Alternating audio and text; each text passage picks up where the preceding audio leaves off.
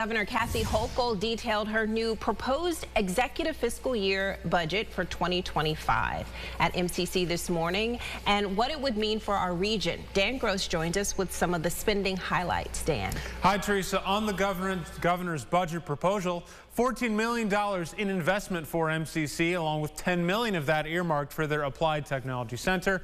Education, infrastructure, housing, and more are part of this proposed budget.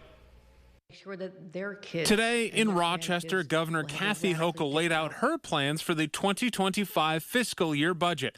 One of her priorities is education. About $14 million would go to Monroe Community College, with $10 million going towards MCC's Applied Technology Center project. SUNY Brockport would get $10 million, SUNY Geneseo would get $29 million, and Finger Lakes Community College would receive $2.5 million. She also discussed a new workforce development project for those eventual grads and more. $200 million along this corridor.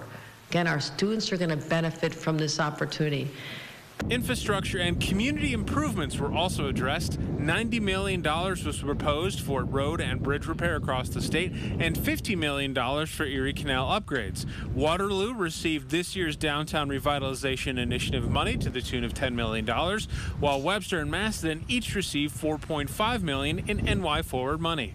You want to have a new downtown square and new housing and just really create this sense of community and strengthen those bonds you have. And finally, housing, a longtime priority for the governor. 13 local communities, she said, have launched their Pro-Housing Communities application program. Now, this program, an executive order signed in 2023, would fast-track these communities for discretionary funding projects that include housing.